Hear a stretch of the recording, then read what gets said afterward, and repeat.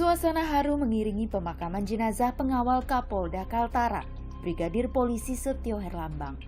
Almarhum ditemukan meninggal dunia di rumah dinas di Kabupaten Bulungan, Kalimantan Utara dengan sebuah senjata api tergeletak tak jauh darinya.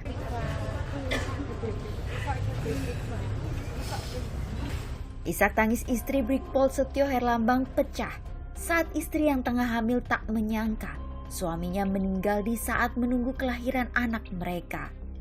Jenazah Brigpol Setio Herlambang tiba pada Sabtu sore dan kemudian diantar ke pemakaman desa Sumber Agung dengan diiringi upacara kedinasan. Saat pertama kali dihubungi, pihak keluarga mendapat informasi bahwa almarhum mengalami kecelakaan. Jam 3 sore, Pak. Kemarin ya jam 3 sore. Dikabarinya apa itu? Dikabarnya Pak Duduk mantan DPR. Terus katanya jam 3. Katanya ya kecelakaan itu. Tapi 3 hari yang lalu tuh ngabari leteng saya meninggal di Papua. Namun berdasarkan keterangan kakak ipar almarhum, di tubuhnya terdapat luka tembak. Ya luka tembak aja di dada. Satu aja, Pak. Luka satu. Sudah sebelah kiri itu, Pak. Terus belakang. Kabid Humas Polda Kaltara Kombes Budi Rahmat menjelaskan, meninggalnya pengawal pribadi Kapolda Kaltara, Brigpol Setio Herlambang diduga akibat kelalaian soal senjata api. Jenazah Brigpol Setio Herlambang ditemukan pada hari Jumat 22 September 2023 pukul 1 siang waktu Indonesia Tengah di salah satu kamar rumah dinas Kapolda. Saat itu ditemukan juga sebuah senjata api jenis HS-9 tergeletak di samping jenazah. Tim Ditreskrimum dan Bitpropam Polda Kaltara langsung melakukan olah TKP di rumah dinas Kapolda Kaltara. Sementara jenazah korban dibawa ke RS Tarakan untuk dilakukan otopsi penyebab kematian. Namun, keluarga meminta kepolisian untuk melakukan otopsi jenazah di Semarang. Jenazah Brigpol Setio Herlambang pun diotopsi di Rumah Sakit Bayangkara Polri Semarang, Sabtu 23 September lalu. Dari hasil otopsi yang disampaikan oleh Kabidokes Polda Jawa Tengah, kematiannya akibat luka tembak di dada sisi kiri yang menembus ke jantung dan paru mengakibatkan pendarahan hebat. Menguak penyebab pasti kematian korban, Komisioner Kompolnas Yusuf Warshim meminta CCTV termasuk jejak percakapan sebelum dan setelah peristiwa terjadi harus dielaborasi bersama hasil otopsi. Kami sudah memantau terkait dengan olah TKP, apakah itu ada CCTV, termasuk handphone almarhum, jejak percakapannya sebelum dan terjadinya peristiwa itu semuanya sedang dan sudah dilakukan pemeriksaan dan pendalaman. Maka yang perlu kita dorong ini secepatnya.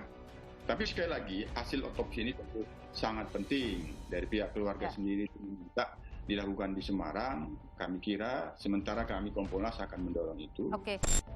Mantan Kabar Eskrim Komjen Purnawirawan Ito Sumardi menyebut perlu bukti yang lengkap di TKP bila memang Brigadir Setio tewas diduga lalai membersihkan senjata.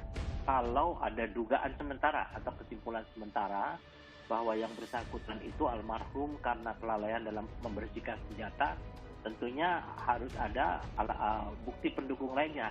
Misalnya apakah kain ataukah mungkin alat untuk membersihkan laras dan lain sebagainya sehingga bisa disimpulkan demikian.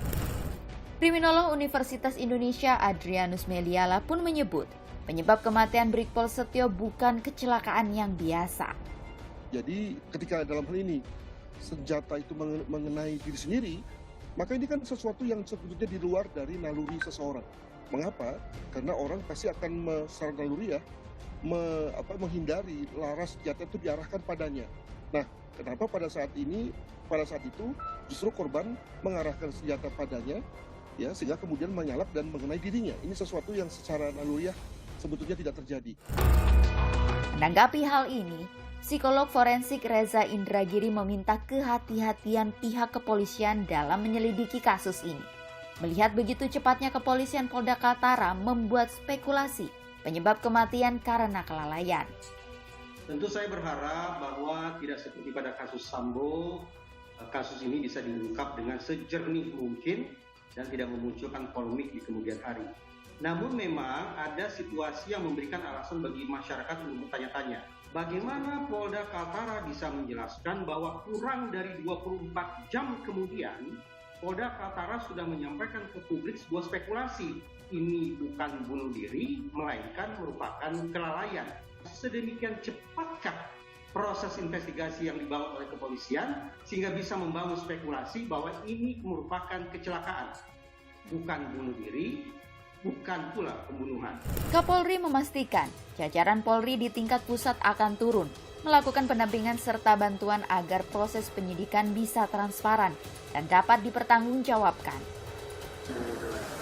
Yang jelas sudah saya perintahkan kepada Kapolda bahwa terkait dengan peristiwa yang terjadi ini betul-betul diusut secara cermat, secara tuntas, manfaatkan criminal investigation PSI yang kita miliki sehingga kemudian hasil-hasilnya betul-betul bisa dipertanggungjawabkan secara ilmiah. Karena itu saya sudah perintahkan juga dari Baris-Krim, lapor untuk pendukung, dokter-dokter forensik kita untuk mendukung sehingga kemudian hasilnya betul-betul bisa dipertanggungjawabkan ke publik dan ulamanya juga keluarga. Saya kira Bari selalu transparan. Sekali lagi citra kepolisian dipertaruhkan. Atensi dari publik pun sungguh tak terelakkan. Mengusut tuntas kasus ini adalah satu-satunya jalan agar pihak keluarga dan publik tidak kembali dikecewakan.